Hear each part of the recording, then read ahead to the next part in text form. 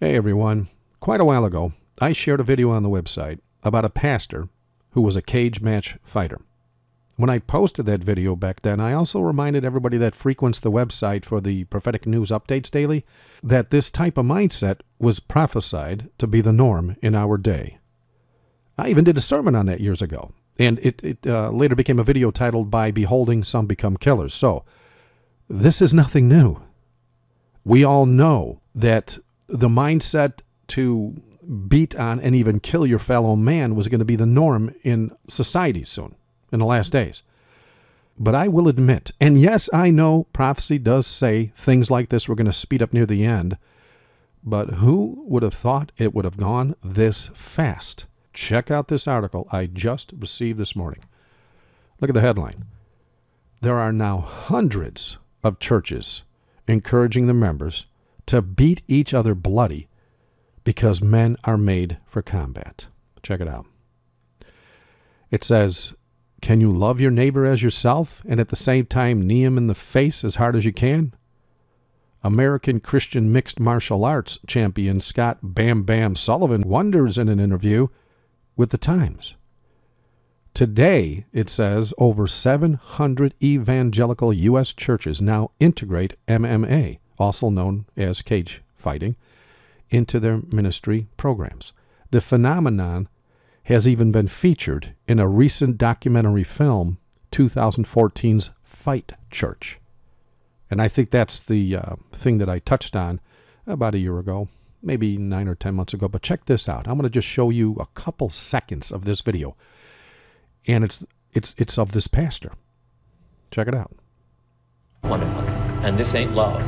At the end of the day, it's about reaching people with the gospel. That man was a pastor who just made that sign for decapitation to his cage match opponent.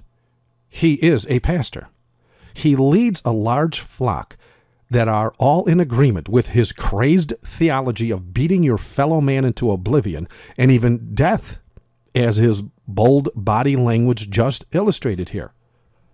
Now let me ask those of you a question that think the mark of the beast, and especially the part where the people of the world, and this includes all the Christians in the government-approved churches, will be given the task to go forth and kill the obedient Christians that refuse to be part of the government churches.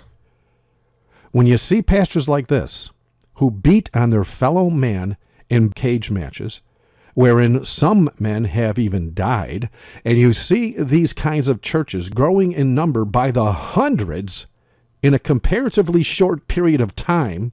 I mean, this was just mentioned last year in a documentary, and it's no mistake it was done in a documentary. They have to get this out there.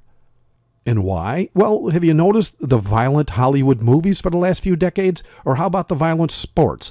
Or the demonic and violent music? And now we have sermons from pastors who declare it's okay to kill your fellow man. Well, you also see legalized mass murder of innocent babies for decades whose only crime was being conceived in lust.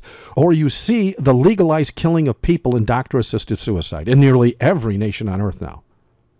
And by the way, you also see tens of thousands of guillotines in America right now. I did a radio broadcast about that years ago. And, of course, as the prophecy also stated, you've got wars and rumors of wars. When you look at all the death that is advertised in society as the norm and how people are literally becoming complacent to death, where some even believe it would be a money maker to televise executions in pay-per-view TV events, do you still think the prophecy about the mark of the beast is bogus, or at the very least, hundreds of years in the future? Seriously? And by the way, a man that was blessed with the Holy Spirit while still in his mother's womb, who was called to ready the people for the arrival of Messiah, said to a Roman soldier, no less, in Luke chapter 3:14, do violence to no man. Thank you for watching. God bless.